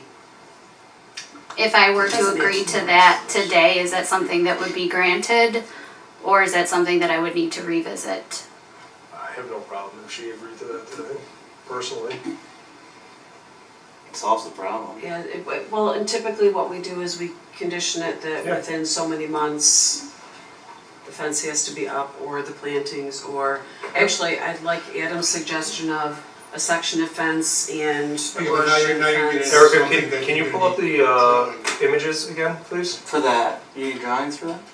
If you're gonna offset and put, My only comment is, right, I mean, that's a really nice 24-inch diameter tree right next to, I so would move it's it gotta inside be, the You can the woods. move it- fence has to be inside of that, Yeah. or in fact, outside if of you that. move it closer to the property line, it will screen more. Yes, And Because that's, the further away from the truck it is, That's the right. more the truck it'll screen. Yep. So, and I also would say you'd wanna do it based, and I wasn't looking for fence location, but there's an opportunity just beyond those clump of mature trees where it's a little more open, Mhm. where digging the foundations, if you were to go for I fence, missed the roots.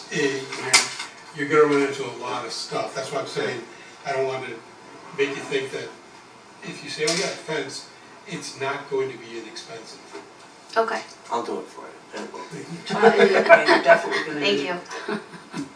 a post hole digger that's more than just. You're gonna- You're gonna get a bobcat with Yeah, with an a auger. piece of auger on it. Or again, too, I think that's why Crosstown built the berms, because we're surrounded, it used to be a Christmas tree farm right Right, on it's Oxford easier. Road.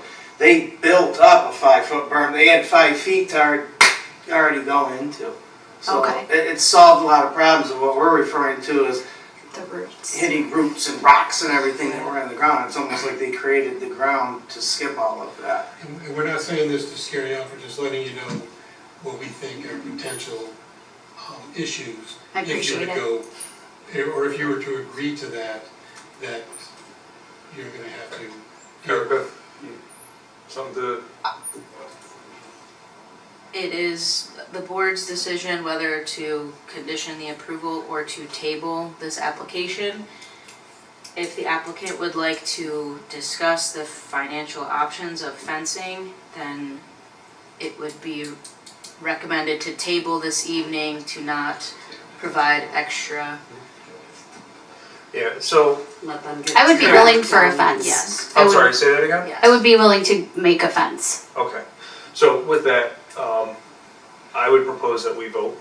I think you're, sorry, go on. One thing you need to add, if you're gonna make a motion, and there's gonna be an approval, obviously the fence has to be specific, but until that fence goes up, that truck's gotta be put in the driveway or someplace else. Yep. So it's all contingent upon the completion of the fence. And I would have the code enforcement go out, approve it, and then advise the town so she can return, if the board Yeah. approves it, and return it to them. Do you understand that? Yes. So until, if we vote and if we approve it, we will be conditioning it with a fence. The truck will not be able to be parked there until that fence is Respectfully so. installed, Mm-hmm. so. Pinterest is a wonderful thing. Give you I good love ideas. If the truck is on the property, it has to be in the driveway. Correct. So you can't just move it up next to the house or the garage. It has to be physically in the driveway Yes. until the fence is up. All right, other questions, comments, anything else I from would the say you're board? able to run cords from pool shed, extension cords up to, for the time being. Or To from the the garage. I'm Yeah. assuming power wise, that's why you're doing, you have ample power back there that you're tapping Yes. into. All right, so I'd like to make a motion for a type 2 action under seeker pursuant to NYCRR section 617.5 of the environmental code. Second. All those in favor? Aye. Findings?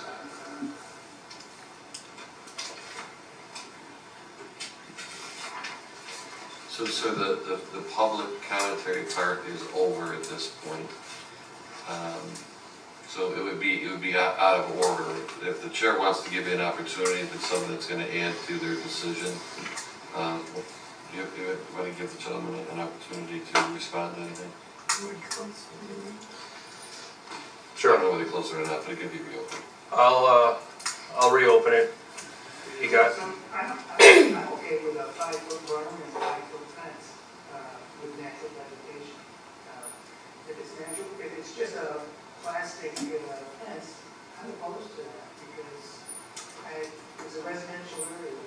when you say plastic, I mean a vinyl fence is, you're opposed to a vinyl fence? I would like natural vegetation in front of that fence. Okay. If you could do a 5-foot berm with fence behind it and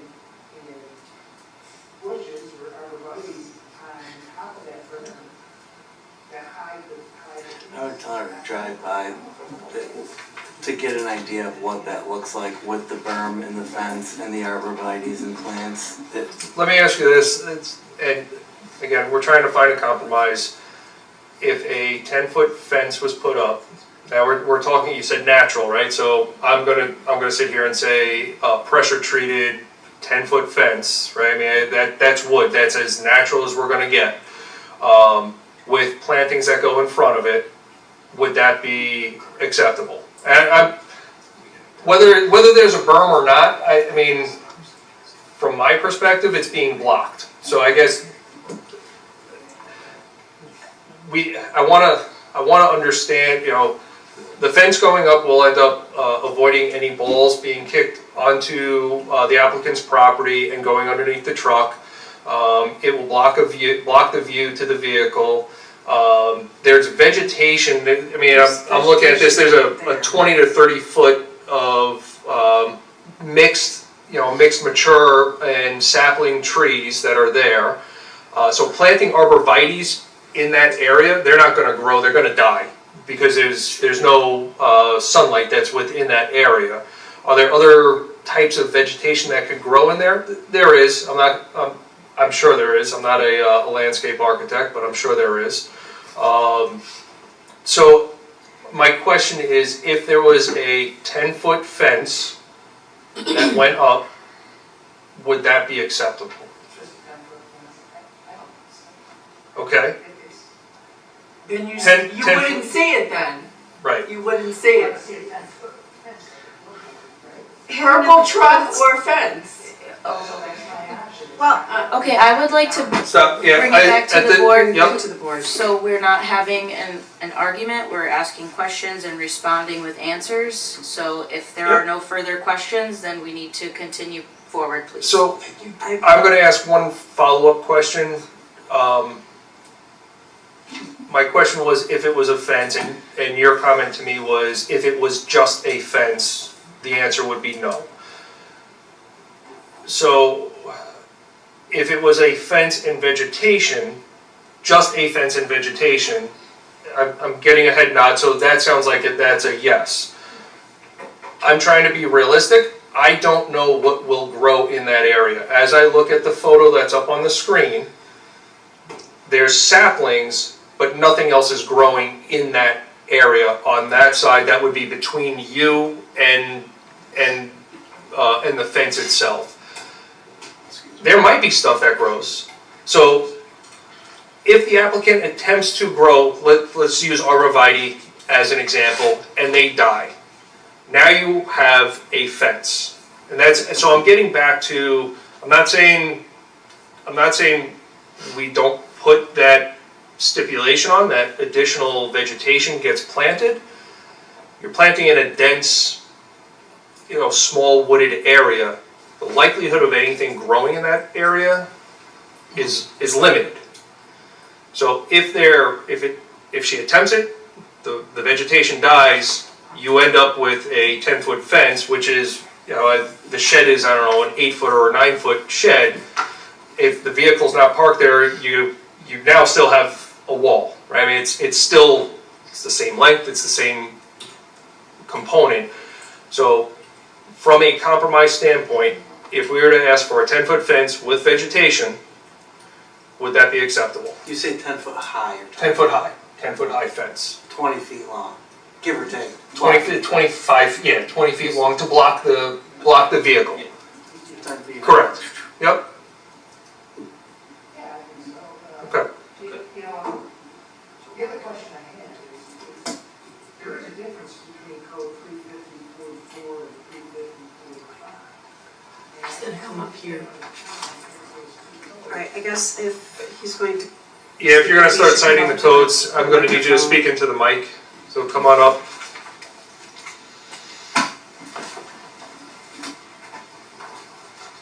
The town of Webster has a code 350-44, which is for commercial vehicles, and there's a code 350-45, which is for recreational vehicles.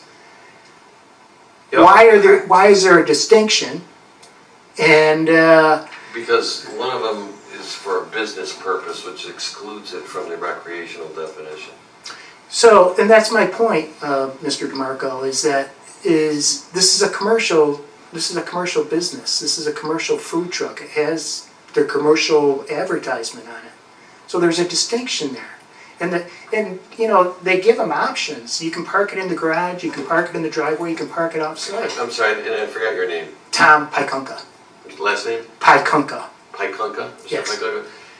So, we reopened the hearing because of the point that you were making about the screening. And now we're going back to the beginning. So we're not gonna rehash this all over again. Okay. Well, But I understand the question. I guess the board can choose to respond to it or not, but we opened the public hearing back just for that one issue, which you apparently are okay with it back there as long as the berm and the fencing is within the criteria you're describing. Yeah, Okay. I'm acceptable. Well, let's work with that and see where we end up. One other question is my letter part of the public document? The letter was Record? received, we will make sure that it's part of the public record. Okay, thank you. You're welcome. Thank you. All right, I did seeker? Yeah. Yes. Okay. I don't know. I guess if it were to stay there, I would be in favor of plantings or a fence, but I don't know if we can demand, well, we can demand whatever we want, but if it were a shed wall, it would be a brown, well, there is a shed there, a shed wall, brown. I don't, I'm trying to balance. Would it be easier for her to come back with options and I was say, gonna say, yes, it is. I have this I mean, option of sections, I have this let's just option table of solid Yeah, because we got to the fence. point now where we're like all in going different directions. I think Yeah, table might be the I think best that bet. would be better, is And to have see them what come the back. proposal is. She might come back with something that none of us are even talking, it might work, but it's nothing that we've discussed here. Her husband might come up with something since he's not here. He might have an idea that we didn't think of. And from the town's perspective, we would like to have it a little bit more locked down on exactly what the end treatment is, Yeah. berms Especially- and things like that. Especially doing and planting, Because a Correct. berm requires a Correct. fill permit, and then I've got Drainage water, implications, drainage, yes, exactly. But we were on track for just a fence, and now it's being a fence and bushes. Well, I guess really what it is some kind of wall. Mm-hmm. It seems to be, it's gonna be a fence. It could be planting of arborvitaes. I guess that's where we're looking for you to come back and say, here's how I'm gonna create this 10-foot high by 20-foot long? I would do a 10-foot high by 20-foot long, and that's as far as I would go to please them. I wouldn't want to do anything more than that, or I wouldn't want to do anything less. So that's as far as I would go on that topic. And I think that once that's there, it would probably be easier I- understanding what we're looking at. I think it would need to be longer than 20 feet, just to block any of the rear and front portion. 22? Maybe 25. 24, 25. No more than 25. Yeah, But I actually would say 24 is 25. even fence sections. Ms. Yeah. Fitzgerald, That's true, 12-foot sections, you Yep. have 24 Ms. feet. Fitzgerald. I'll wait till she Yep. dials it. And if you separated them 2 feet and put something in between them, now you... Ms. Fitzgerald, Yes. you recognize what the board is trying to accomplish. Okay, so when you say I'm not gonna do anything more to please them, maybe. Not you. Maybe you meant it differently than I interpreted it, Yes. okay? They're objecting to it on that basis alone, given the variance, the board might decide, you know what, they're not on board, they're not on board. So try to strive to balance the, right, the economics of the cost. Of course. I was talking. Let me finish. Okay. And I'm assuming you have a pretty good idea of what they're looking for, whether you find it to be reasonable or unreasonable, right? Right. Try to come back with a detailed plan that you believe, not that it should satisfy our neighbors, but that it's likely to, based upon what they've said. That's gonna make the board's job a lot easier. Okay? Because in the end, they're your next door neighbors, and they got pretty heavy weight on this board in terms of what they're gonna be looking at. It's not just, priority 10 with one being the most important. It's significant. Mm-hmm. So you might even consider running it by them and getting their blessing.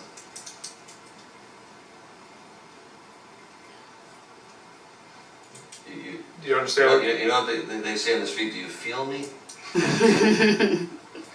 Yes? I understand. Okay. So I'm going to recommend that we table this until July 8th. If 4 weeks is enough time for you to pull together a plan of what you would propose to help screen the food truck. The comments that I had heard from the public session is that a 10-foot fence with some level of vegetation in front of it would be acceptable. Please take that into consideration. And with that, I make a motion to table, is it 741 Haley Drive, commercial vehicle parking until July 8th. Second. All those in favor? Aye. Aye.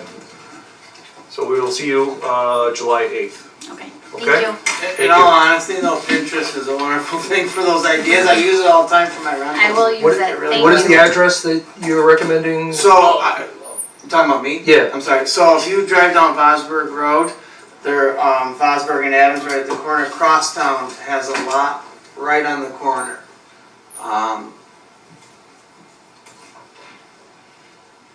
Actually, is there a way you could pull up that area on the map really quick? What's the address? You can put mine in 530 Vosburg.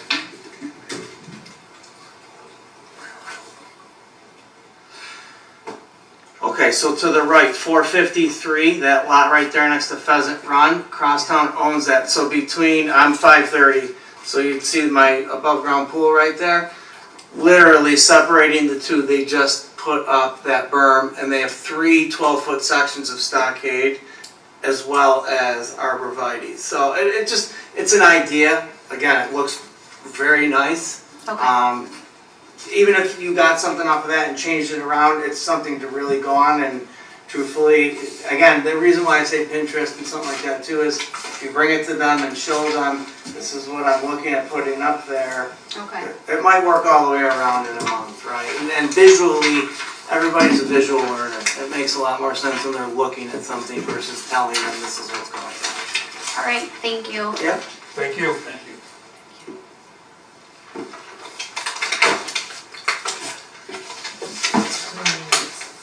You're all set, yeah. Okay, thank you. With that, make a motion to, Do not have minutes. yeah, there's no minutes, so make a motion to end, today's board meeting.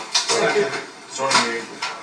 This one here, do we need to indicate that was table? Yeah, I did. Oh, Table table, there, okay, I didn't because see you it. made a seeker Yep. and then. We table. started, okay, Yeah. thank you. Yeah. Thank you.